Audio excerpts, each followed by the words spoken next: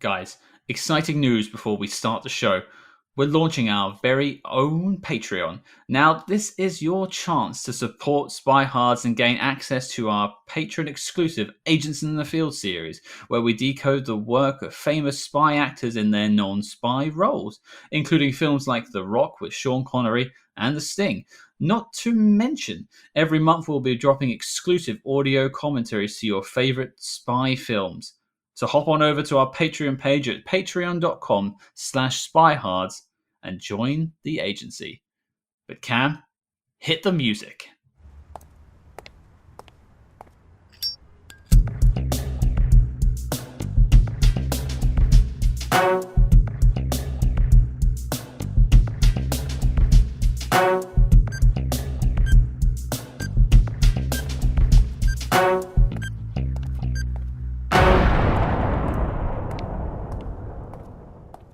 Hello and welcome to Spy Hards Podcast, where your hosts go deep undercover into the world of spy movies to decipher which films make the knock list. But remember, this information is strictly for your ears only. I'm Agent Scott. And I'm Cam the Provocateur. And Cam, I don't know if you know this or not, but our guest this week, well, he responded to a questionnaire that we sent out and indicated that he might be amenable for programming in the Spy Hards podcast. But I should say, our guest is actually a film critic for Forbes. He is Scott Mendelson. Scott, welcome to the show. Hi, thank you very much for having me. It's a pleasure. It's a real honor to have you. I've actually been reading your work for years. I think I first came across you when you guested on the Slash Filmcast, now the Filmcast, back in the day. And one thing I've always appreciated about your work is that, and I hope this doesn't sound like a backhanded compliment because I mean it sincerely, is that a lot of film critics I find in the online world, they kind of share a similar vernacular. You get the same kind of vibe off a lot of the reviews, and your stuff always really stood out to me and had its own unique voice, and I've really appreciated following it all these years. I appreciate you saying that, and thank you. And it's funny, because as long as I've been doing this, I often run into people that first found me when I guested on Dave Chen's iFilm podcast in April of 2011 to trash Scream 4. And the weird thing is, like, there's a generation just under mine that was just young enough to see that film when they were a teenager, and they're sort of now arguing that Scream 4 is good, actually. I don't get that. And I do enjoy being the grouchy grandpa about that. Having said that, I do wonder if the generation that grew up thinking Scream 4 was actually good is going to help Scream 5 or Scream when it opens theatrically in January of next year. That was 10 years ago. 10 years, wow. Has the discourse turned around on Scream 3 now as well? Because, good lord. No, that's still pure garbage. Good, okay. I mean, and as someone who does not like Scream 4, it's better than Scream 3. Yeah. It's if for no other reason than it's not, unfortunately handicapped by the culture of the moment, without getting too navel-gazy here. It was trying to make a teen-oriented slasher film right after the Columbine massacre. Yeah. And there was, so you end up with this weird film that's all about grown-ups running around Hollywood. There's almost no on-screen gore. And then it retroactively turns the entire saga into this weird, convoluted, deep, dark secret of your family, ha ha ha, which was so awful they kept copying it for one franchise after another for the next 10 years. Spectre, Rise of Skywalker, yada yada. As a man who ran out screaming of The Mummy, I really can't handle horror films, so I don't think I've ever seen a Scream. Wow, you should watch the original. It's pretty great. Scream 3 is so bad that it's not very scary. That's that true. Might be a good one to start with. Maybe that's how I get into it. I'll be wearing the ghost face in no time. That was the old joke when I was growing up, is that, if you show your kid Jaws and they're scared to go in the water, then solve that problem by showing them Jaws 2, 3, and 4. Well, keep Jaws 4 in mind. We may have a touch back on that film a little bit later in the episode. So interesting. Well, that's news to me. Yeah. Okay. I'm looking forward to hearing that. But for me, Scott, there's two Scotts here. We'll have to address that at some point. But in terms of spy films, we're obviously tackling one today. But what are some of your favorites? In terms of like real world spycraft, I'm actually a big fan of Tinker Tailor Soldier Spy.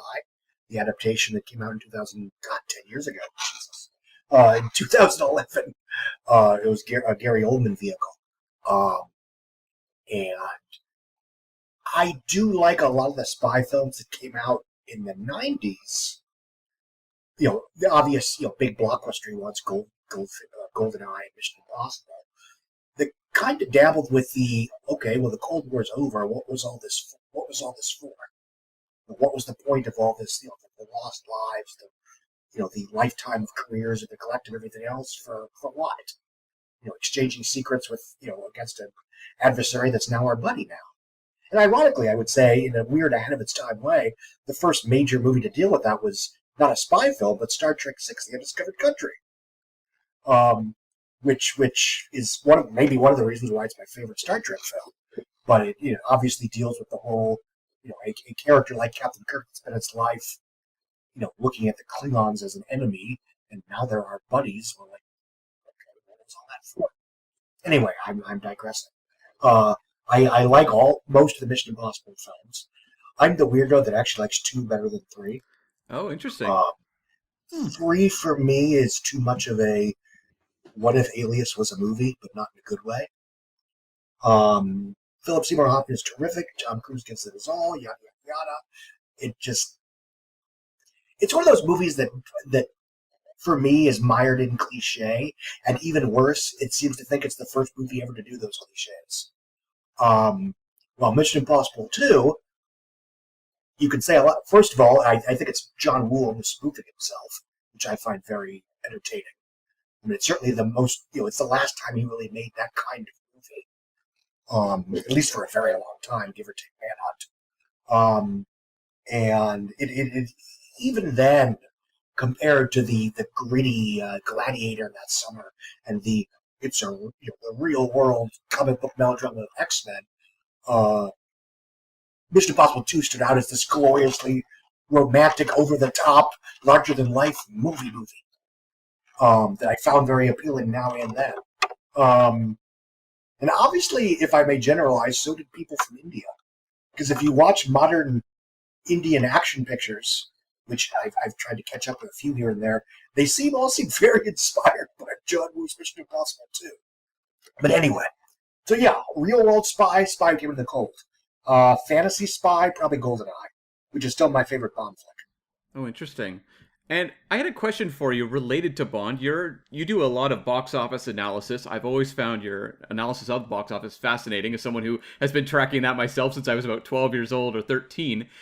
What is it like right now? No Time to Die has opened fairly recently. What is it like right now during a pandemic to cover box office? It must be bizarre. Yes and no. For me, one of the most challenging aspects right now is beating back what I would consider simplistic and often incorrect broader narratives that take shape, in the industry overall. Like, for example, a lot of the big movies that were guaranteed to be big did not open this summer, intentionally so, with the exception of maybe F9, Quiet Place 2, and Black Widow. But even that one, was released this summer because they want to mess up the release of Hawkeye and Disney Plus this year. So you had a lot of, hand-wringing over the summer about, is theatrical doomed? When the movies that, I'm sorry, the fate of theatrical is not going to be decided by a summer dominated by Space Jam 2, Snake Eyes, and the Suicide Squad. All due respect. And, it's another, when the Bond film came out, it was about $55 million, a little lower than hoped. We were all sort of hoping for 60, but it's again, you see a lot of, Bond is no longer relevant. Bond is, the franchise is doomed. They need to spice it up. It's like, first of all, every Bond movie for the last 26 years has been implicitly, is James Bond still relevant? And since they've all done very well, relatively speaking, the answer is always yes. And while I like the Brosnan films more or less, and I like some of the Craig films, I do hope they kind of get away from that over, whatever comes next. Because, it's been 25 years of apologizing for yourself. But as far as No Time to Die, it's a little soft domestically. It's going to top out about 155, maybe 160, assuming it doesn't really leg out. But overseas, it's doing very well. It's already done $447 million worldwide. I don't think it's going to make a gajillion dollars in China, just because even Spectre only made $83 million out of a whopping 881 worldwide in late 2015. But, especially by COVID standards, it's going to be the first or second, give or take F9, biggest global grossing Hollywood film of the last 2 years. And while you could argue that's lower than, Bond, at least in the Skyfall Spectre era, it's great on a COVID curve, and it's still going to end up being the third biggest Bond film ever. So it's doing fine. I wish I liked the movie better, but whatever. I mean, that's the nice thing about Bond. You always get a clean slate. It's true. Is there a misunderstanding, do you think, between the popularity of Bond domestically versus internationally? I think so, because I think Skyfall so ridiculously overperformed in 2012 that it sort of created this impression that, now Bond is as big in North America as a Bond movie. And that has not been the case. That's never been the case. And by never, I mean, the 1970s, when you had, the Roger Moore movies that were, at best in the top 10 in a good year. And then in the 80s, you had the Roger Moore / Timothy Dalton films that were doing relatively well, but were still competing with Indiana Jones, Rambo First Blood Part 2, Die Hard, RoboCop, and then eventually, Batman. And then you had this 6-year chunk without a Bond movie. And that was when we really started to see a lot of big, blustery Hollywood action pictures. So when the Pierce Brosnan films came back, they were not remotely the only game in town.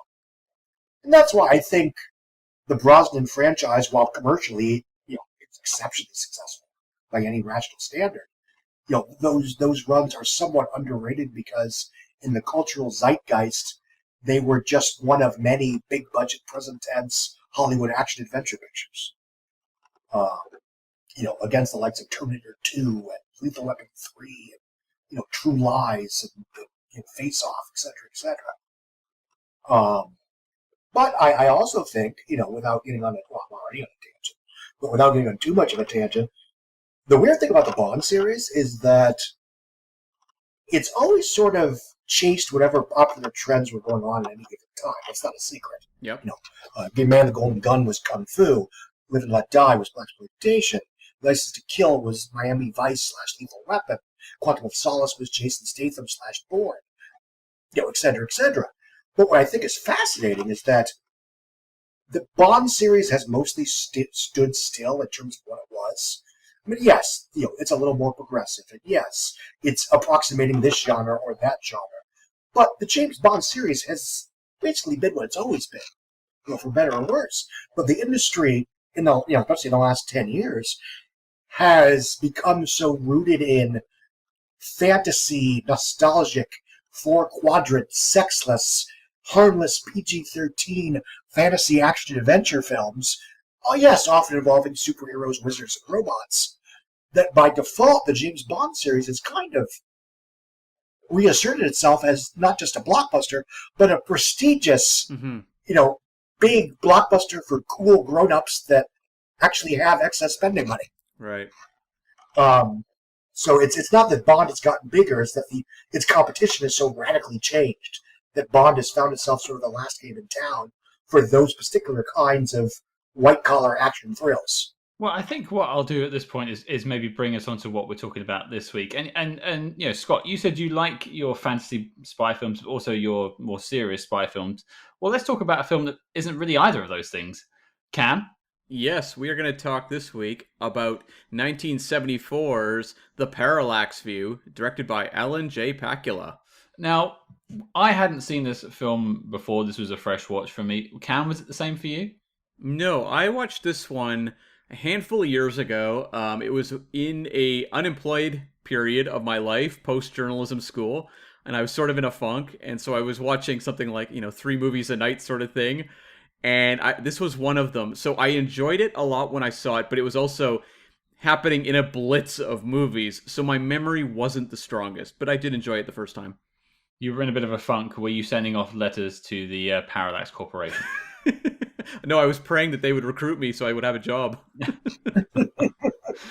Well, what about you, Scott? I mean, before revisiting it for this podcast, have you seen it before? Did you have any thoughts on it back then? I had seen it once growing up, just when I was a kid, and I was making it. Again, there was a lot. When I was a kid, there was a lot less content to keep up with. Mm-hmm. So you had cable TV and you had network TV, you had a video store, you had premium channels, but there was still plenty of time to catch up with the new stuff and sample old stuff. And I think, without getting on another tangent, I think that's a big reason why you're always seeing people my age complaining about kids these days and they're not aware of their film history, blah, blah, blah. First of all, there's twice as many old movies now that I'm 40 than there was when I was 20, because 20 years later, Pulp Fiction is now an old movie. When I was a 14-year-old, that was blazingly new. I mean, it's The Mummy is now older than Raiders of the Lost Ark was when The Mummy came out, for example. Independence Day is now older than Star Wars, than Return of the Jedi was when Independence Day came out, and so forth. But no, I saw it, I actually first heard about it on a movie-a-day calendar, about each calendar, that a math teacher had gotten me as a gift. And it just had an interesting logline. Oh, this reporter witnesses an assassination, and sometime later, the people that were seemingly witnesses start being bumped off one by one. And I think from that logline, I expected a more conventional action-adventure picture. Where he's trying to find these witnesses, and they're just getting killed right when he gets there. And there's action, car chases, fist fights, and obviously it's not quite that. I mean, the film does have its share of action and violence, especially by the comparatively muted standards of the 1970s. This was before First Blood, before Die Hard, etc., etc. Most action films of that era, other than the James Bond films, of course, and that's where they stood out, they were basically crime procedural / dramas with maybe a big car chase in the second act and a big shootout in the third. And that's basically what this film is. It is a more buttoned down, character-driven mystery thriller. And the gimmick, of course, is that the protagonist realizes that he himself is getting, basically drawn deeper and deeper into this web of conspiracy, while also setting himself up as a fall guy for the next big murder that's being planned. I mean, I assume if you're listening to a podcast of this movie, that's not a spoiler. If for some reason you have not seen the film, it's on Amazon Prime right now. You don't even have to pay $4 to rent it. But yeah, so I saw it as a kid, and then I watched it on a whim a few months ago, and I don't even remember why. You know what it was? I was catching up on old Alan Pakula and Sidney Lumet pictures. This was early 2021. And there was obviously no new theatrical product to be viewed, and I was getting really tired of the Netflix originals and/or the straight-to-VOD, bargain basement set in a haunted house. It's all about trauma horror flicks. So I was like, okay, let me catch up with and/or revisit some old-school studio programmers that either I haven't seen or that I'd like to watch again. And that was one of them. I was like, what are you talking about? Chris Hemsworth's Extraction was gold. That's one of the better ones. I mean, there's a reason that film is their biggest, most watched original picture. Warts and all, it's one of the few Netflix originals that isn't acquired or isn't from someone like Spike Lee that knows what they're doing. That feels like a real, I would see this in a theater and not feel ripped off kind of movie. Yeah.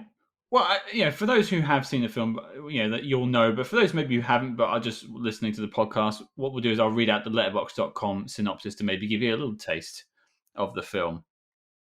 The Parallax View. As American as apple pie. An ambitious reporter investigating a senator's assassination realizes witnesses to the shooting are systematically dying and discovers a multi-million-dollar corporation which serves as a front for the recruitment of political assassins. Not bad. Yeah, that's a bit wordy, but not too bad. Not the worst I've read. The tagline is curious, but sure. Yeah. I mean, maybe that brainwashing bit leads into that, maybe. The American Pie thing. Sure. But, Cam, I've always said you look like a flasher. Thank you. So why don't you flash some info about how this film was made? Yes, so this is based on a 1970 novel by Lawrence Singer, who was an American writer, and it served with the OSS when he was younger, and he worked a lot of those sort of memories into his work. And he was very much inspired by the Warren Commission investigation of the JFK assassination when he wrote this story. And it was picked up. Director Alan J. Pakula was going to direct it. He was originally a producer who'd worked on films like Fear Strikes Out in '57 before moving into things like To Kill a Mockingbird and The Stalking Moon. And his first directorial film was in 1969, The Sterile Cuckoo, starring Liza Minnelli. And he also then went on to do Klute with Jane Fonda, which won her the Oscar for Best Actress. And that was sort of the first part in his unofficial Paranoia trilogy of the 70s. This film is number 2 in the line.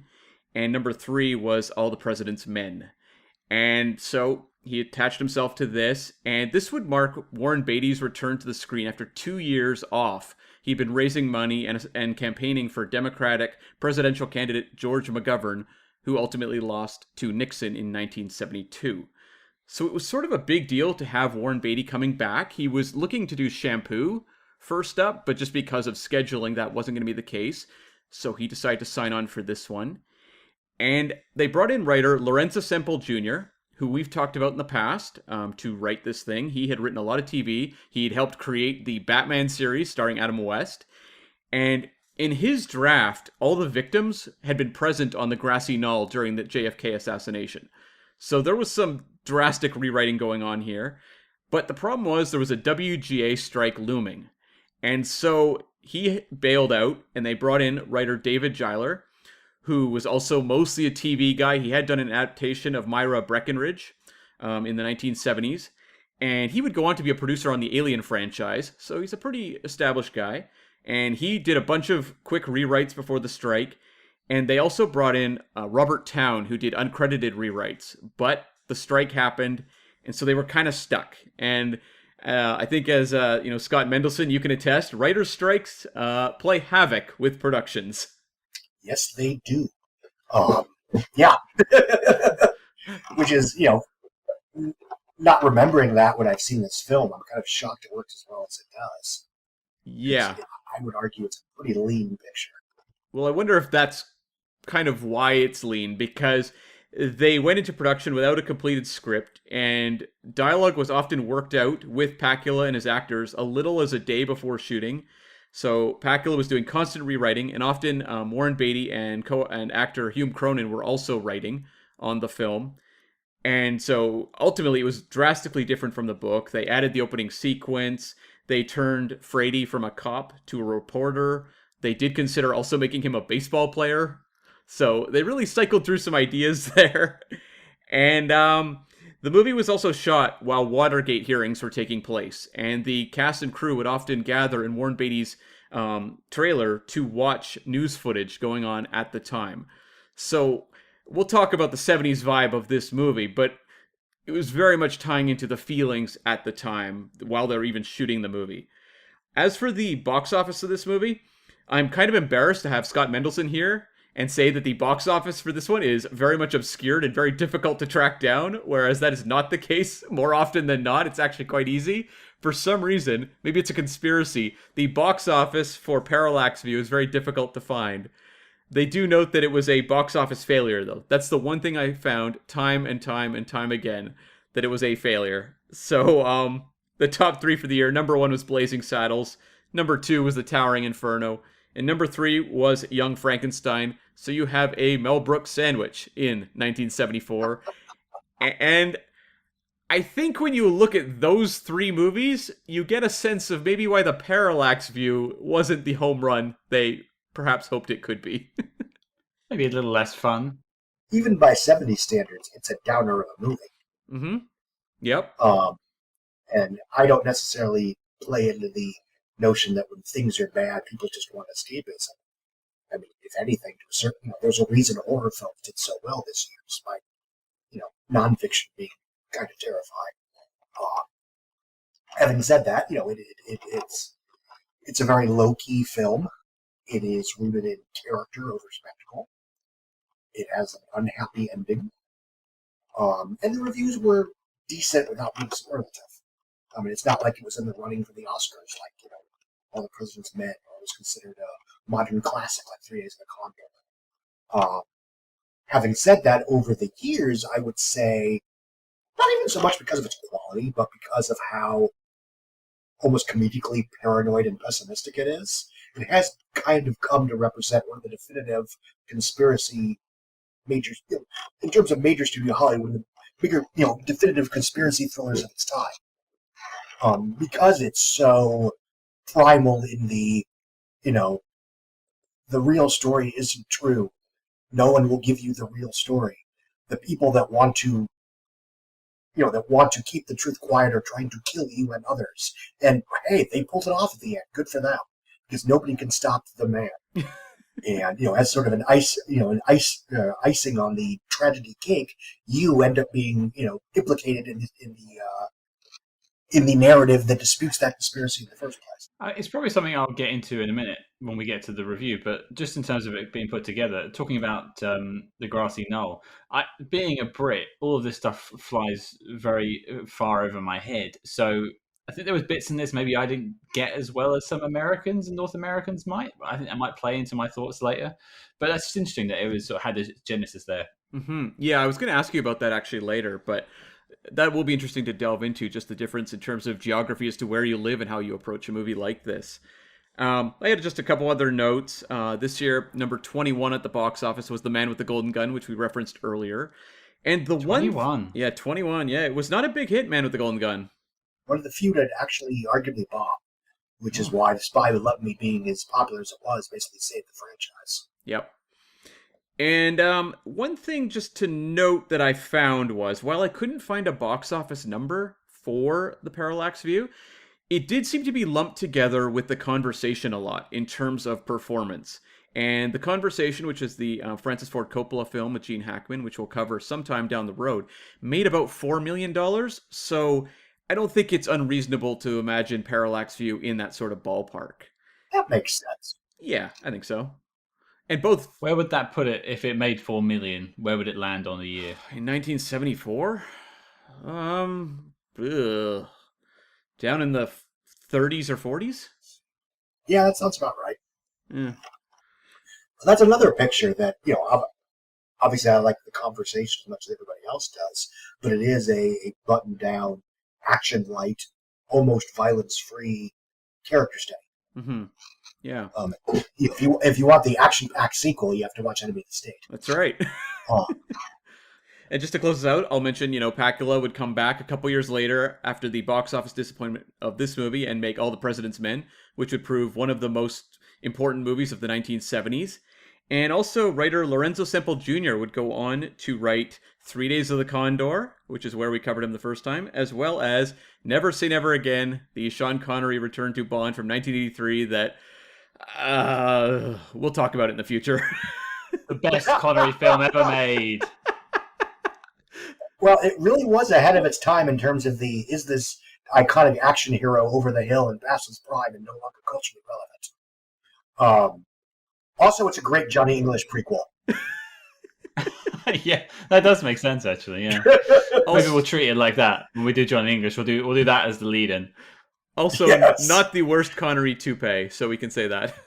No. I mean, we've only covered You Only Live Twice at this point, but at some point we'll have to discuss the 3 Sean Connery retired Bond films, where he doesn't want to do it anymore, and which is the best of his retirement films. Yeah. Oh, no. Diamond. Well, yeah, the best. Yes. Well, you like it better than You Only Live Twice? That's fair. I just like, riding horses off of cliffs. I'm really into that. Scott really appreciates Never Say Never, so, I will say this. Diamonds Are Forever is my pick as the worst 007 film. Wow. And I actually watched them all in a month in April 2020, right when the lockdown started, just on a whim with my wife and I. And not only was Diamonds worst, it was worse by a pretty healthy margin, I would argue. The point where I don't think I'll ever watch this again unless I'm watching them all. Are you including Casino Royale 67 and Never Say Never Again on this list of worst? No, I don't generally include that just because it's a spoof. I mean, it's its own weird little thing. I wouldn't include Austin Powers either. To be fair, or in like Flint or something. But no, that's fair. I always have to caveat that when I do these James Bond comparisons. Like this does count Never Say Never Again. Does not count Casino Royale. There's got to be a line somewhere. Anyway, you were saying. Cam, do you have any more? Nope, that wraps me up for Behind the Scenes on Parallax View. Well, gents, I suggest we hop on the miniature railway and talk about our thoughts on the film. Scott, you're our guest. You've revisited it for the podcast. What do you think now, X amount of years later? Well, I think on its own, it's a very good, compelling, engrossing picture. Warren Beatty gives another, frankly, underrated by virtue of his matinee idol status, star performance. He's one of those actors that, he gave star performances, he gave prestige performances, and I would argue, he was very good in the mainstream stuff as opposed to something like Reds, which is one of the best movies of the '80s. That's another conversation. And the fact that he went from raising money to prevent Richard Nixon's re-election to making a movie like this is interesting. I don't know if it's weird, I don't know if it's ironic, but it seems appropriate, especially when, little did we know that the Watergate hearings, which eventually would force Nixon from office, because of a conspiracy, obviously a less murderous one to my knowledge, would come about while the film was being made. But absent that context, it really works as sort of, as you noted, it went from a literal fictionalization of the JFK assassination to a more metaphorical fictionalization of the JFK assassination, where it's more about, for a lot of people, especially those who had a bit more faith in the government, the murder of John F. Kennedy and the accusations of conspiracy were sort of a watershed moment in terms of the idea that not only could the government not be trusted, but powerful men could be taken down by this conspiracy, not just, some random nobody who could be tossed in a van and vanished forever. They can get Kennedy, they can get anybody. And yeah, I like a lot of kids, I grew up assuming there was some big conspiracy about the JFK assassination. I loved Oliver Stone's JFK. Even though when I was a kid, I assumed it was at least somewhat fictionalized.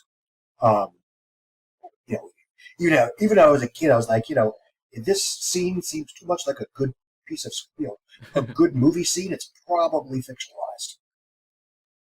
And that's fine. My JFK is actually sort of my litmus test in terms of, is this based on a true story movie good enough to be as good as it would have been if it was completely fiction? If the answer is yes, I don't care if they make stuff up. If the answer is no, then I take issue with fabrications and fictionalizations. If it's basing its impact on, look at this wonderful or terrible thing that actually happened in real life, and that thing didn't actually happen in real life, that's a problem from my personal critical perspective. Otherwise, it's a movie. I'm not using it for a book report. I'm not using it to cheat on a test. It's not a documentary, whatever. But this is a film that uses its violence very selectively, so that it does sting when violence is done and lives are lost. It's still at that point in Hollywood where the mere loss of life was itself horrific in itself, cause for emotional impact. And it is, and again, even compared to something like 3 Days of the Condor, Marathon Man, it's a button-down movie. It's a small scale, again, I wouldn't call it realistic for any number of reasons, but it feels real. Yeah. In a way that something like, I love Marathon Man, but that feels more like a James Bond movie than Spy the Kingdom of the Colt. While this film does really play like if there really was an Illuminati that was pulling all the strings and killing anyone that got in their way and moving the world around like private chess pieces, this is probably how it would operate. Mostly in the shadows, in a very mundane, almost boring fashion, with very unglamorous murders, but only killing somebody when you absolutely had to, because otherwise you attract attention. And in a way that didn't just dissuade people from trying to figure out the truth, but use those people to further their own goals. So they have their cake and eat it too, and in a remarkably efficient way. So when I was growing up, and even now in comparison, the Parallax View always felt to me like a definitive, Hollywood conspiracy thriller, both because of what it was about and how it was about. Yeah, I mean, this film is quite clinical in how it kills people, and you could argue it's almost kind of boring in that sense. Yes. Some people don't like that sort of the spy films where they just talk about paperwork and they sit around staring through windows and things like that. And that can really people can really not like that and find it unapproachable. Um, I won't talk about my thoughts yet, but Cam, you've revisited it since you spent a few months sitting on the sofa in your underwear drinking beer. Clearly. Yeah, how are you feeling on your second visit? I really enjoyed watching this last night, and I think I got a better read on it, honestly, the second time that I did back when I was just bulldozing through handfuls of movies one summer. And that is that, like, just the mood of this movie really draws you in, but it's a mood that's very aloof and very alienating. It's not, even 3 Days of the Condor, there's some excitement there. You're watching a fight with, like, a dude posing as a mailman, and you get really brought into the gritty action of the moment. Whereas here, all of the action really holds you at arm's length and makes you an observer and makes you feel somewhat uncomfortable. It's a very uncomfortable movie in a lot of places. You even struggle to connect to the Warren Beatty character, and I think that's by design. He feels kind of aloof. And so that as, you have this sort of sense of paranoia carrying you through this movie, you always feel like something's just a little bit off. And I talked recently about the movie The Card Counter, which I was a big fan of, the Paul Schrader film. And that's a movie that also just like places you in a place where the mood of that movie, the chilly kind of aloof vibe of it really carries through in a way that's so effective. And I mean, this movie, we'll talk about set pieces here because this movie has some major set pieces and each one of them is just incredibly well staged, but in a way that I can totally see, say, younger viewers or people looking to just have a good time watching a spy movie or a conspiracy movie, they would find it very frustrating. Yeah, I suppose I'll probably throw my hat into the ring at this point now because this was my first time, and I am known on this podcast as the guy that likes his Mission Impossible 2s. Mm-hmm. Compared to this, I find the Ipcris File to be somewhat unapproachable and boring. I'm sorry if it's one of the best spy films to some people. It's just not for me. And I think this film a little bit strays down that road. I find it's a very suspenseful film. You are on the edge of your seat at times. I mean, we'll talk about the airplane scene at some point, but yeah, that is you're like sweating watching this film, and I don't know if I want to go through that experience while watching a film. I don't like cringe comedy, for instance. It's Sure. like the version, but I can't stand cringe comedy because I don't like feeling that. I don't want to sit there going, oh. I'd rather just watch something that makes me laugh. And this is constantly putting you on the back foot, not telling you everything, and as Cam said, keeping you at arm's length. And I think I enjoyed bits of this film, like there's pieces and the moments and scenes and the score are all great. As a complete unit, I'm not sure it was quite for me. I felt like it just didn't embrace me. It has a real ability to sort of inspire anxiety in the viewer. And that is a very specific vibe that I think a lot of people would sit through and be like, that's not the reason I want to sit through a movie. Well, and also, and I know you've hinted this as well, Warren Beatty's character is he's very self-sabotaging. And that, on one hand, the conspiracy is real, yada, yada, yada, but you're also thinking, could he have maybe avoided some of these negative consequences if he was less of a schmuck? Because he's again, he's a classic Hollywood, the system, I'm against the system even to such an extent that it helps the system. He's such a rebel. He's such a counterculture figure. He's so me against the man that he acts in a way that helps the man in the end. So even that, there's a certain cringe factor because he's such a self-defeating, not an idiot. He's obviously a very intelligent, thoughtful guy, but he's his own worst enemy more often than not. I don't know. I'd kind of argue against that. I think he's a bit of a dope. Okay. I was trying to be fair, but yeah. At what point? Because I watched this film twice. I notoriously watch every film that we cover twice. And on my second viewing, I was sitting there going, at some point, the Parallax Corporation must have figured out that he was a double agent, and we're just playing him as a fool. So if he can figure that, they can figure that out. Why can't he figure that out? And he basically sets himself up to, it's a spoiler. He dies at the end. He gets killed by the Parallax Corporation because he's an idiot or a dope. And I don't know. I'm sure he's an intelligent reporter. As William Daniels said, you're a 2-bit, third-rate reporter. No one knows you from Hicksville, Seattle, or whatever. No one knows your name, so why would we care? So I don't think he's that good of a reporter. So I think he set himself up to fail from the start, and so that's another reason why I just can't get behind him. I wonder though if it's like he has the skills, but he's a very arrogant character. You see that Yes. right early on. You have the moment where he just shows up at the Space Needle, and we just see, the character, his ex, like looks at him and just gives him this sort of dead stare, and you just right there, that stare tells you all you need to know about this guy, and that he's, not the most reliable of individuals, probably not the best guy.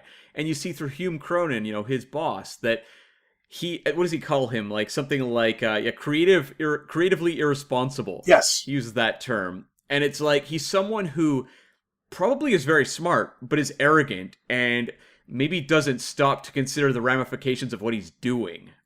That was more my read. No, I absolutely agree with you. And it's that certainly is a Hollywood archetype. I mean, that's Eddie Brock in the first Venom movie, where Yeah. he's clearly a skilled journalist, but he's also kind of an idiot that just takes no stock in maybe accusing a big conglomerate business guy of conspiracy and murder with no evidence is a bad idea. But anyway, that's why he's a loser. But yeah, I do. Yes, there's creative comedy, but that's still comedy. So there's this weird, skewed entertainment value of watching this person get way over his head while not realizing until almost the end that he's been the butt of the joke almost the entire time. I suppose what I will point out some of the bits that I did like, and maybe I'll throw out to everyone as well. And I said about the plane scene earlier, which I'm sure we'll get to. But one of the things I loved about this film is the slow descent into madness that it seems to follow. You've got the brainwashing sequence. You've got those weird judges on either end of the film. Yeah. Like I feel like I'm slowly going crazy watching this film, and I'm sure Warren Beatty is meant to feel the same. I enjoyed that. I enjoyed that it didn't hand everything to you. You did have to try and search for the answer within the film. It was not an easy thing to read. No, and it has you mentioned the bookends of the commission there saying there's no signs of conspiracy. It just has these really beautiful tableaus that are always cloaked in darkness. And, you have those as well as him sitting in the chair in the brainwashing section, which looks visually somewhat similar to the opening and closing.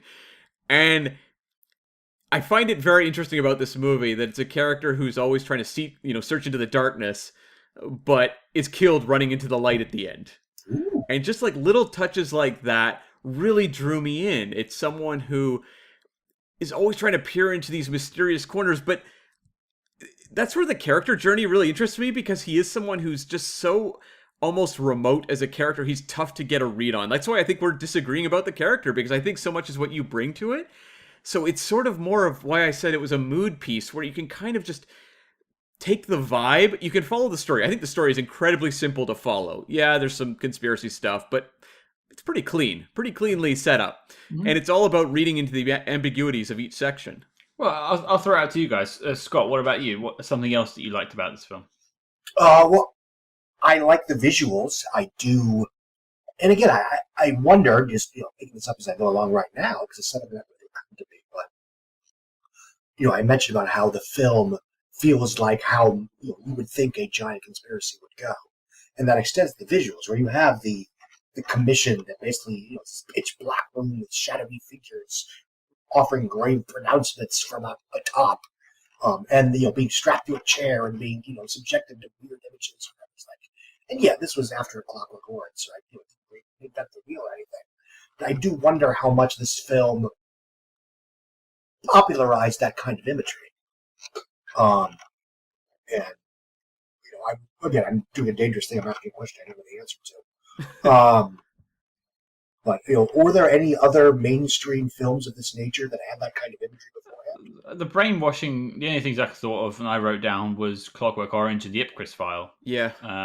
And that's all I had really. I'm sure there's been more since though. I mean, there was such a craze for like brainwashing stuff in 1960s spy films, so it's possible. But just the way this one's presented, like kind of the horror of it, felt, I mean, more so Clockwork Orange, but I don't know that I've seen as many that seemed as unsettling, because even the Ipcris file, it's much more hallucinogenic. Yes. Like, it's crazy imagery. This is it's very oppressive. Yeah. The net is closing in throughout the entire picture. And, not only is our character doomed, but any hope of exposing this diabolical this diabolical entity is going to be extinguished once again, and then the cycle continues accordingly. Which, of course, leaves you to wonder to what extent, for example, the guy that flies off the roof in the opening scene, see another guy that flew too close to the sun, shall we say. Which goes to what you were talking about running toward the light. He's flying too close to the sun like that. I like his interactions with his boss, who there's a mutual respect, but it slowly becomes, because it has to be, a tough love relationship, where eventually he has to his boss will say, "Look, I like you, I respect you, but at some point I gotta draw a line. I cannot, to quote Tommy Jones, I cannot tolerate your tomfoolery." I think I got that wrong, but you get the idea. I think it was sanction your buffoonery, wasn't it? Thank you. I got that wrong. 15-year-old me would be so ashamed. And I do like. I like the very procedural scenes where he's doing journalism. I think that feels very realistic in a non-glamorous way. And I like that Hume, Cronyn's character, never had that real turnaround of like, "You're the man." It really did feel like kind of awkward right to the end. And I think it just all adds to this overall vibe of anxiety of the whole movie. You don't even have characters bonding in ways where we get any sort of real warmth, because that would happen in a different movie. You would even have more of a connection between him and the Lee Carter character played by Paula Prentiss. You get a scene of them in a motel room, which is pretty icy, and then it cuts to her corpse. And it's just like, oh my God. Like, the movie constantly throws you off, even to the point, there was about 2 or 3, I hesitate to say awkward cuts, but very noticeable cuts, where I was like, is this clunky filmmaking, or is this there to try to throw me off a little bit and make me feel unsettled in the moment? I was never 100% sure, to be honest. Yeah. Well, the Prentiss stuff sticks out to me as one of those things. Absolutely. You feel like there must have been a scene where she gets killed or something, like cutting straight to her just dead on the table, and he's standing there eating a sandwich, basically watching her being dead. You just think, like, am I missing something here? Well, like, that one is like a smash cut for effect, but there's like, I remember there was one scene where it shows a character walking out in the foreground, and then there's a very visible cut, and then it shows in the same shot, basically, Warren Beatty coming around a corner. And you go, were they trying to piece together 2 bits into one shot awkwardly, or were they essentially making that cut kind of obvious to throw you off and make you feel just sort of awkward watching the movie? I would assume it's the latter, because that's what it achieved for me. It's too perfect in so many ways from a filmmaking standpoint throughout that it's hard to think that they would let that pass if it was awkward. You have Gordon Willis shooting this movie. He did the Godfather series. I mean, this guy knows how to shoot a movie and make it look absolutely incredible. So much of the visual style of this movie is so impressive. It just sucks you in that I have a hard time believing those cuts weren't intentional. I do think they were probably part of the picture. Well, maybe it was a case of, like you said, where the script was evolving on the set, that they shot sequences that ended up weren't being used, and they would just cut bits out to fit in the narrative that they decided on later. Well, they want to keep the viewer on the edge of their toes throughout, right? And so moments like that, I mean, jump cuts are there to make you kind of sit upright. So, it's a very disorienting picture. Mm-hmm. And as you said, it's also very cold. It's not full of. It doesn't necessarily mourn its victims. No. It expresses shock and displeasure that people are being killed, but it's not a melodrama in any way, shape, or form. Even compared to something like 3 Days of the Condor. Yeah. So the opening kill got a laugh out of me just because I really want to go to Seattle, and that's not how I want to see the Space Needle. True. Yeah, and like that assassination sequence also in a different movie, like we've all seen movies where there's assassinations. and they're, kind of over the top or they're very dramatic. That one is just so matter of fact, followed by this almost like pitiful scamper and then roll off in a way that does not give you any sort of action movie satisfaction. It's all about just kind of observing it and not getting like an emotional response other than just like, huh, wow. It's almost clumsy. Yeah, intentionally so. And it really drew me in. It feels realistic in a way that a lot of movies aspire to. Yeah, human. And the final assassination, the senator of the golf cart is very detached and almost comic in its in its indifference, shall I say? Because you get shot and the golf cart just sort of there, it's still there. The camera stays on it for a while, to the point of discomfort and awkwardness, and as you would say, correctly, cringe comedy. And then the movie gets back into its actual story, but it really lingers on the absurdity of its final murder. Again, there's nothing glamorous about the action. There's nothing terribly cinematic about the action, but that also sets it apart. And the one modern example that always comes to mind is the murder of Tom Wilkinson in Michael Clayton, in 2007, which is basically the 2 or 3 bad guys who break into his home and very clinically inject him with something nasty, and it's just like fixing a water heater.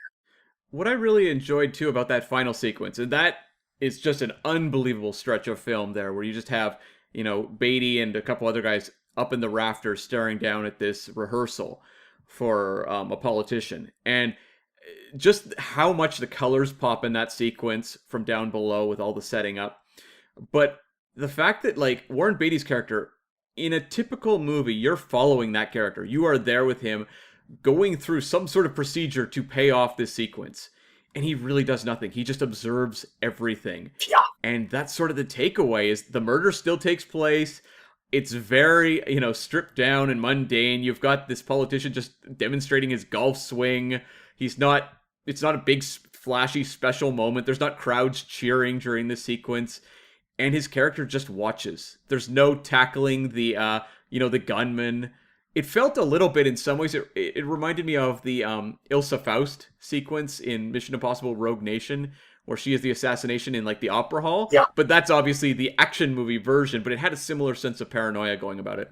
It's actually funny you mentioned Star Trek 6 earlier. It's got a little bit of that going on too. Mm-hmm. With the little bit of tension at the end there. But fortunately, Kirk saves the day in that film.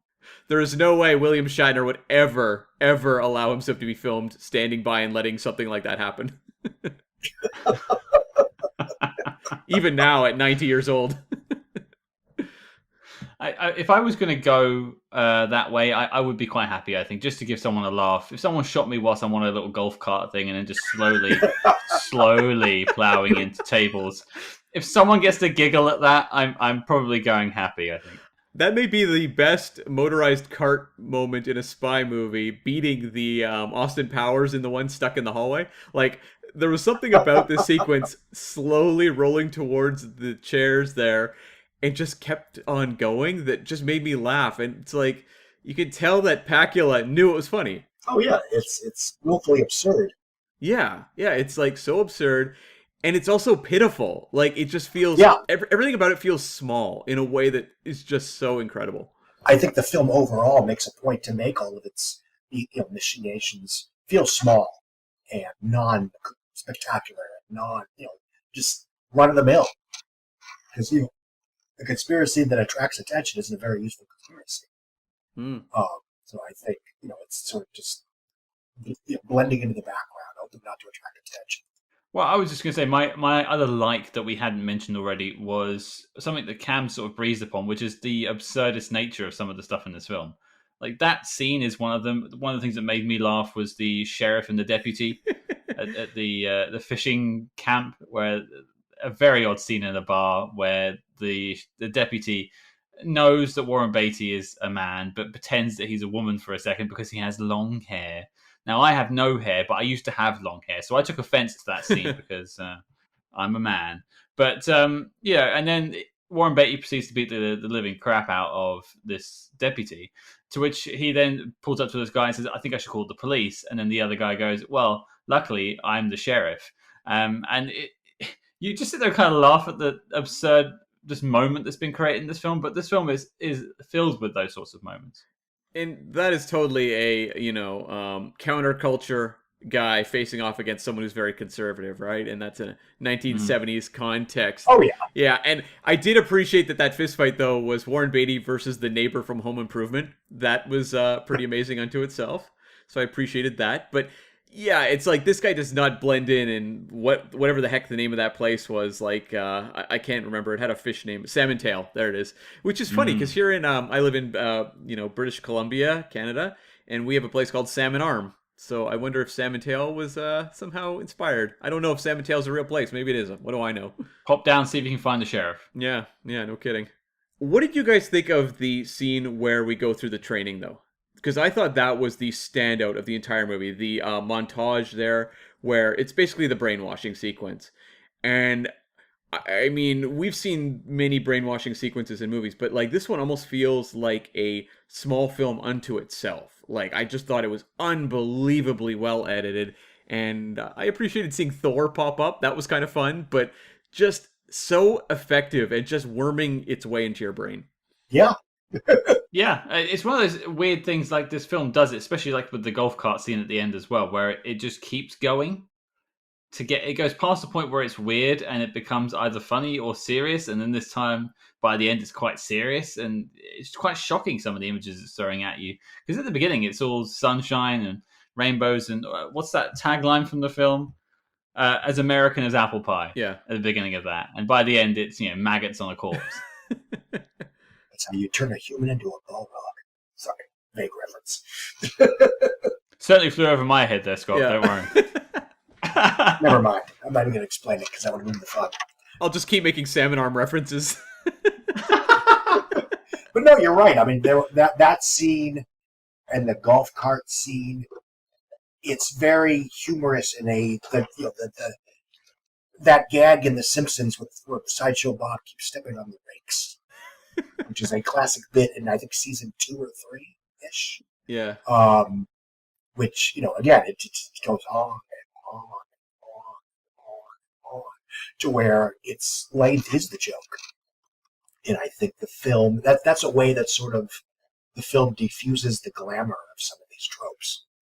That, again, the name, the word of the day is mundane. That's the thing I sort of surmise with this film. It's just very mundane and human.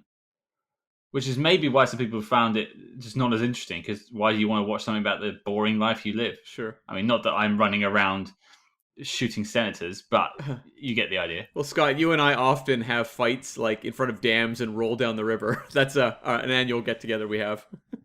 It's more sexy when we do it, sure, to be fair. Sure. Yeah. But far more like the bar fight. When I fell off the Space Needle, it was exciting. Yeah. The one moment I kind of struggled with, because I think a lot of the action throughout this movie is very human. The sequence in the car, though, was a little more so Hollywood. Like, okay, I like the car on the muddy road where he's trying to get away, but then you have like the crazy jump that goes right through the front of the grocery store, and I'm like, yeah, that felt more pumped up than a lot of the other action in the movie. That would have landed him in jail regardless. Yeah, I don't think he would have made it out of Salmon Tail, quite frankly. Yeah. I was waiting for J.W. Pepper to turn up and make some sort of quip. Well, I say, boy. No, I absolutely agree with you on that. That is a moment and that is sometimes the when you're trying to tell a fantastical story in a real world venue, sometimes the fantastical tropes conflict with the real world storytelling. And, now that comes up when you're talking about, comic book movies that are trying to take place in the real world, where you have stuff like where you have, the Nolan Batman films, especially the first two, that are trying to be somewhat realistic, but you still have sequences that only make sense in comic book, logic. And it's not a deal breaker; it just is what it is. But yes, a scene like that was like, okay, in the real world, he would have been, arrested, questioned. Yeah, there would be real ramifications for, driving your car to a grocery store. That's a no-no. Also, like, one thing, 1970s films, we've talked about how a lot of them have this sense of paranoia. But 70s films also have a lot of car chases. You've got stuff like Vanishing Point. Later on, you've got the Smokey and the Bandit films and all the good old boy movies. Dukes of Hazzard on TV. So, like, I can't help but wonder if, like, this car stunt is a little bit of that sort of background, and that audiences had a certain expectation of crazy car stunts in movies. Well, yes, A, I agree with you. That probably was the case. And B, to a certain extent, that may have been the only kind of over-the-top action that could be narratively justified in this film, since he's not an expert martial artist. He's not, a wizard in shootouts. So he can't necessarily participate in that kind of action. But he can get into a car accident. I think we were robbed of Warren Beatty riding a bike furiously, just like Robert Redford in 3 Days of the Condor. Yes. That's what this film truly... We need Warren Beatty going out for lunch. Beatty would have beaten Redford to the punch by 1 year had he done a bicycle stunt. That's true. That's true. Well, it's because this film underwhelmed financially that, of course, you had Redford riding a bicycle the next one. Of course, yeah. Well, it's nice that we've covered 3 Days of the Condor, so I can make that joke. Otherwise, I would have never seen it. But the other thing I think I was maybe unsatisfied was the ending. Probably because I wanted something a bit flashier, but just having my main character just offed, and then it's just, coda, you're out. A cool 1 hour 40 minutes, 1 hour 45. I don't know. I suppose I never really had his story wrapped up in it, apart from the fact that he died. So the conspiracy continues and nothing happened. Nothing changed. It's not very satisfying. Maybe it's not supposed to be. Maybe I just want a happy ending. Well, I mean, there's that hopelessness to a lot of these 70s films, these 70s paranoid thrillers. And that's why I was curious if it is a little bit of a regional thing. I mean, I'm in Canada, but I live very close to the US. And I've kind of soaked up a lot of that 1970s culture going on with, obviously we've talked about JFK, but the RFK assassination and all these various elements that sort of contributed to this sort of national mood in the US. But does it feel sort of distant and very like alien to you, being from the UK? I only in the sense that that's not what we were doing at this point. But then we were making films like One of Our Dinosaurs is Missing. So who are we to talk about films in the 70s? Like, we have no leg to stand on, dinosaur or otherwise. You have a good point there. Starring Michael Caine, just because. Well, Michael Caine would not star in One of Our Dinosaurs is Missing, and I think I'd stop making this podcast if that's what actually had happened with history. But no, I don't know my history that well, I have to say. Like, I know a little bit about JFK. I know he was assassinated. The name Lee Harvey Oswald pops into my brain when I think about it. But I don't know anything particularly about Watergate or is it? Do you say RFK? I'm assuming that's his son or brother. Brother. Sure, I don't know anything about that. Yeah, like, I get it, like, because it does feel very specific to a time and place that maybe when you jump to the other, whether it's the UK or if we were to go to Australia or places like that, they would look at a movie like this and not have sort of the context that I feel, even though I'm born in 1980, I had a real sense of this sort of vibe just watching the movies of the 70s. And, it certainly plays differently to an American audience for a story like this to, it's tragic and gee, I hope that's not really how it is, blah, blah, blah. Well, I imagine if you're in a foreign country, you're just like, of course, those Americans. Look at that cowboy getting shot. Yeah, what exactly. a shame. It's like, whatever. What? The Americans have a corrupt political system? No. Well, from a political side, Scott, I'll ask the question, are you rooting for Warren Beatty's character to, unravel the truth? Is there this sort of deep wanting to get the truth out there inside of you? Is that something you relate to in the film? Well, I think so, yes, because there's no upside to his failure. It's not like these villains are, they don't even have a sympathetic motive. They're just, it's power for the sake of power. So there's really no, it's not even, we've seen the trope in the last several years of Hollywood films where, they're a villain, but they have interesting motivations. Here it's just, they're corrupt rich assholes. Yeah, and we know nothing about them. Yeah, there's no upside to him losing. And there's, yeah, like, I like that there was no face on the villainy here. There was no Yep. grand design they had. We don't even know what their big ultimate end goal is. It's all kind of irrelevant. And the only character you really have to speak to it is this character, Jack Younger, played by Walter McGinn, who is sort of the handler. But even he is, I like that they cast an actor who comes across on screen as kind of milquetoast. He doesn't have a lot of big personality. He's just a, a guy who's going to basically get everything in order and step back. So the movie is kind of throwing up a wall even for the audience to connect with what the conspiracy even could be. Yeah. Well, what about you, Scott? Is there anything that jumped out to you as a quibble, something you didn't like about the film that you haven't mentioned already?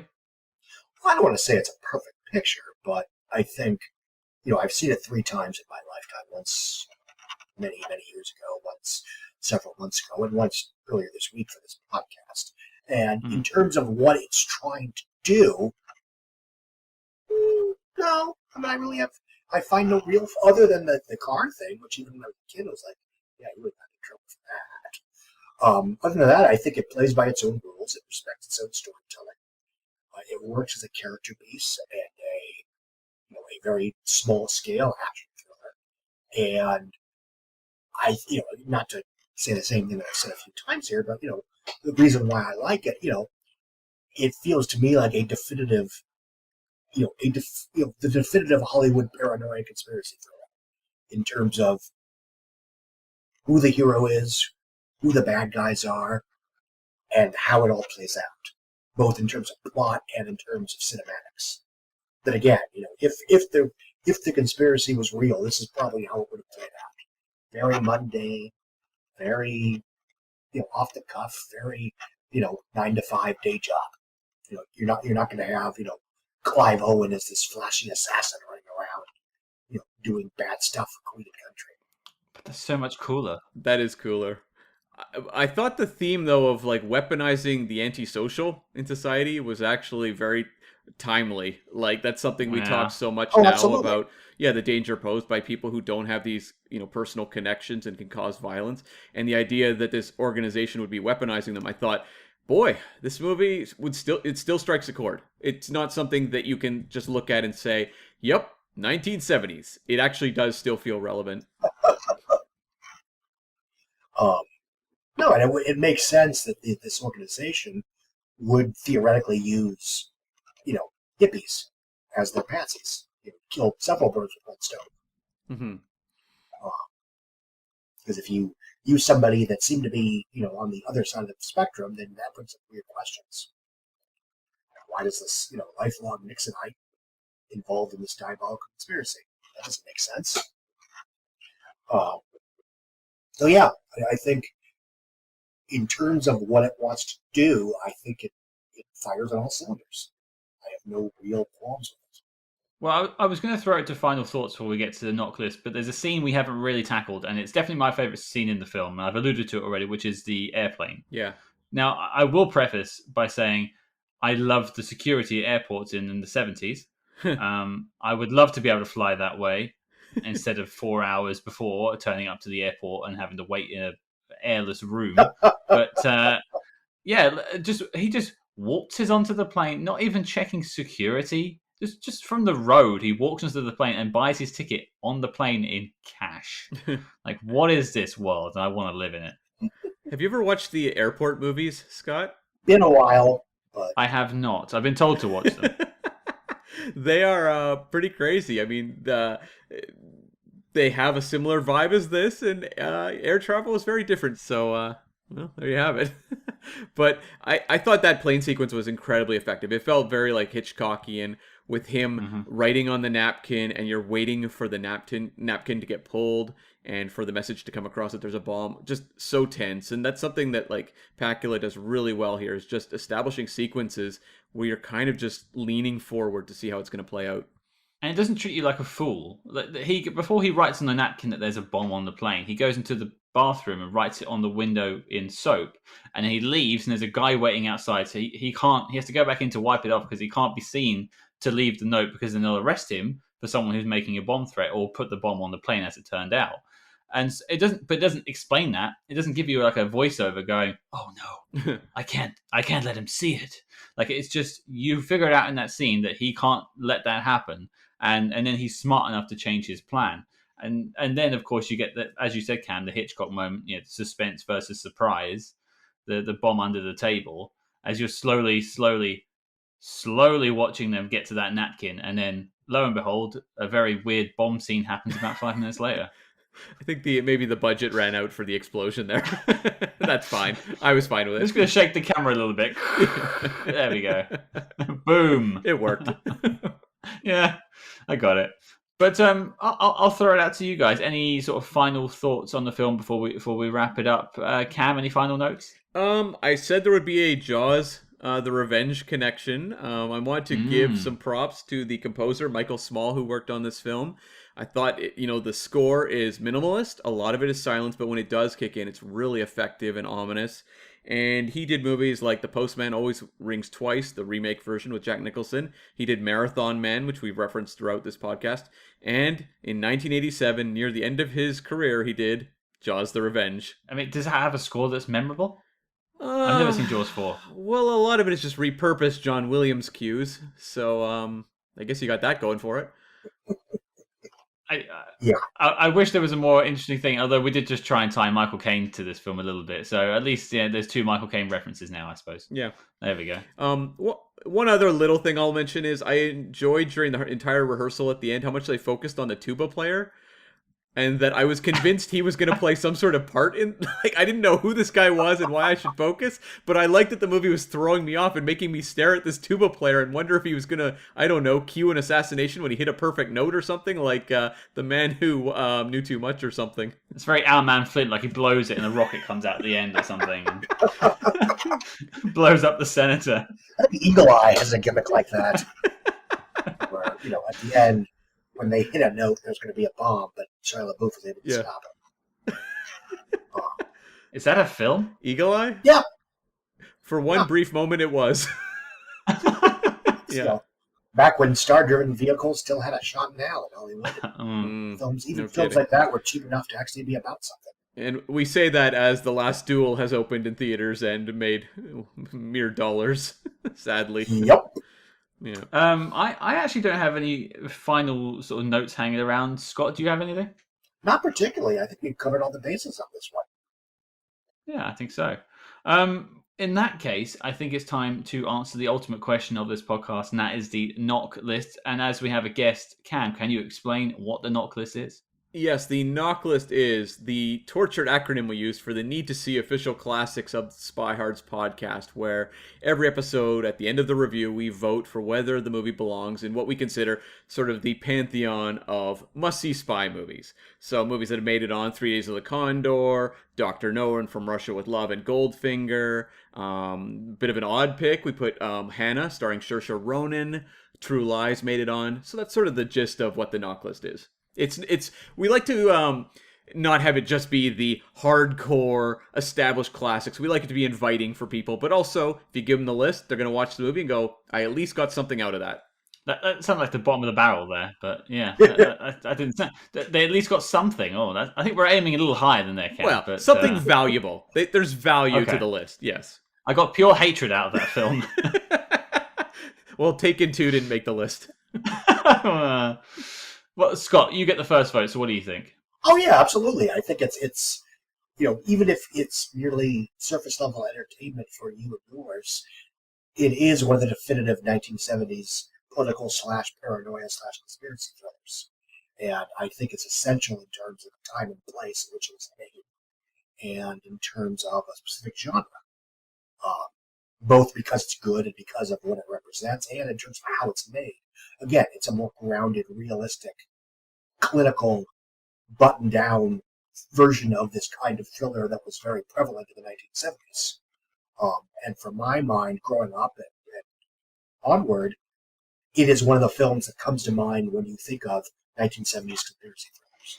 Okay, we have a yes. This is a three-way vote this week. Cam, you're up. I'm a yes as well. I think it's not as easily accessible as 3 Days of the Condor, which I think most people could tune into and really love, but I think it's a really important movie to sort of understand the 1970s conspiracy thrillers.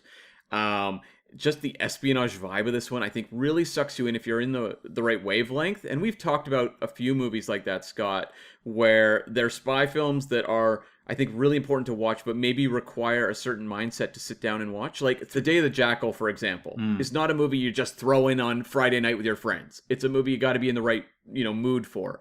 And I feel the same way about The Parallax View, but it's sort of a foundational text, I think, for a lot of the conspiracy thrillers that went forward, and one that holds up just really beautifully now. Okay, so we've reached that point where there's 2 yeses, and so my vote is completely null and void. And so I'm going to go with my gut on this one and go no. Okay. I gave this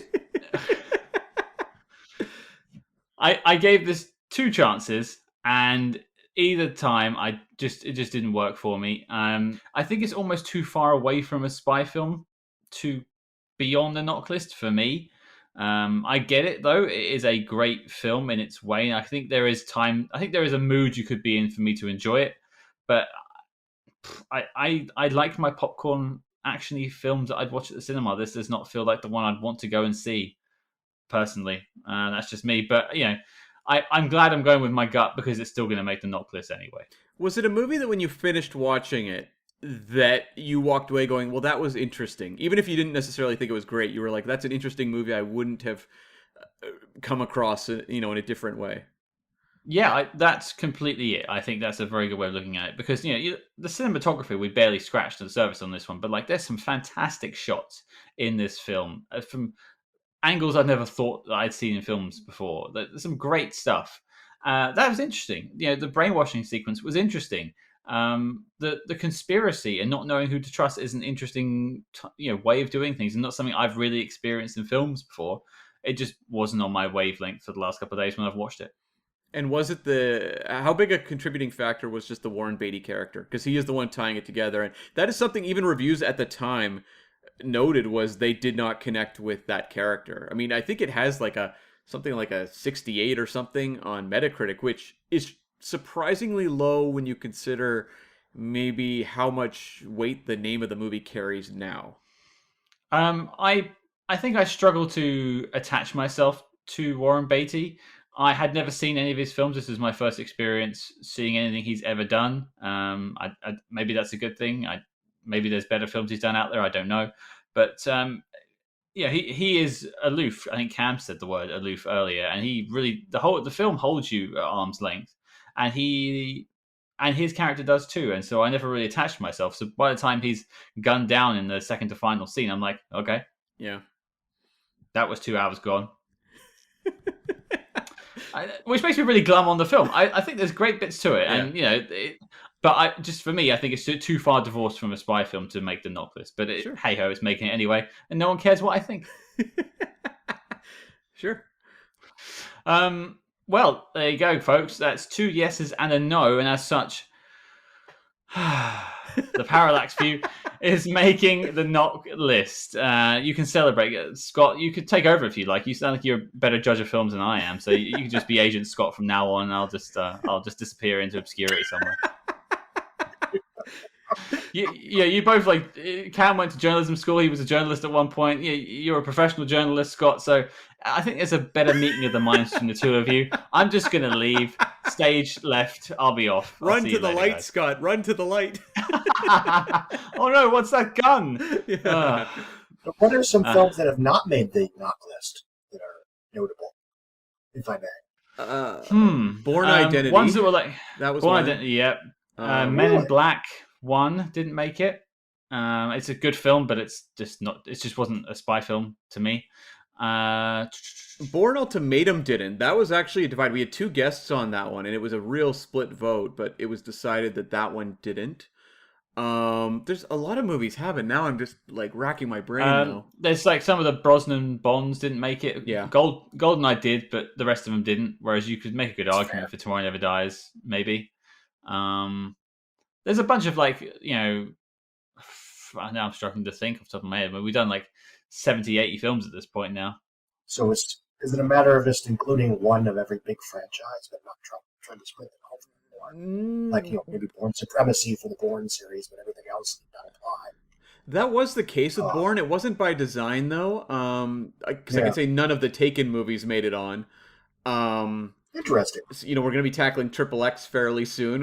We'll see, but yeah, it's not really driven by that. It's more, I guess. I think it's like it brings something different to the table. Like Ultimatum felt like a retread of Supremacy and not a better retread. Oh God, it really. That's why I don't like it. I watched Supremacy. I watched the first two Bournes, and then the next, day one, day two, and then I went to see Bourne Ultimatum on opening night. Mm. I just saw this goddamn movie last night. Yeah. This is Gus Van Sant walking here.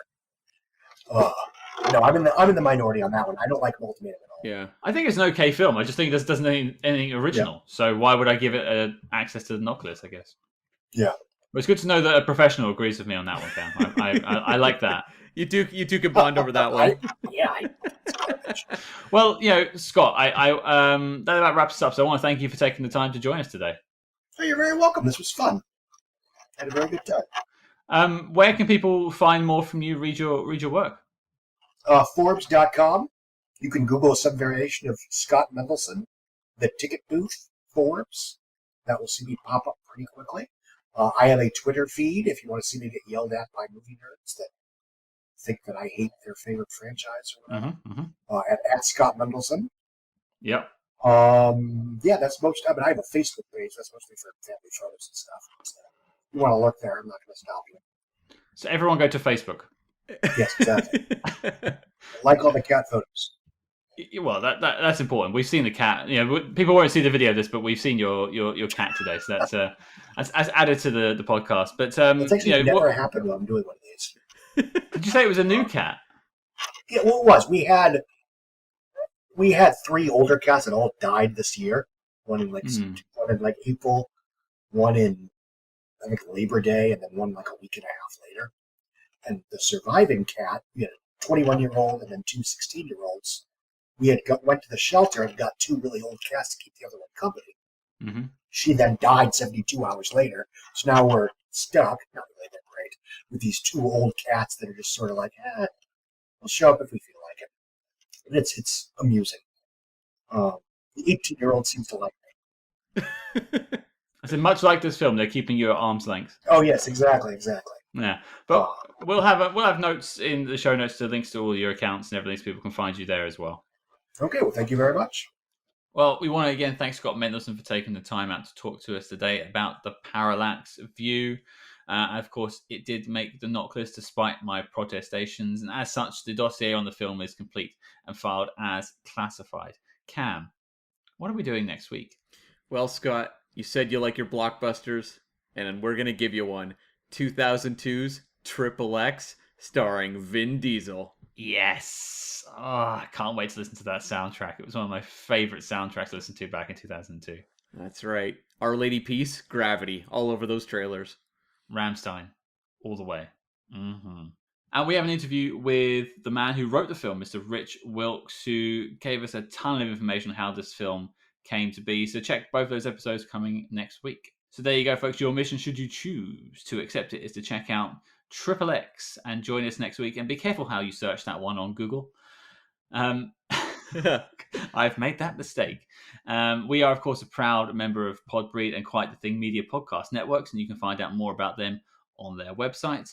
Don't forget to follow us discreetly at SpyHards, that's SpyHards on Facebook, Twitter, and Instagram. But until next week, listeners, welcome to the testing room of the Parallax Corporation's Division of Human Engineering.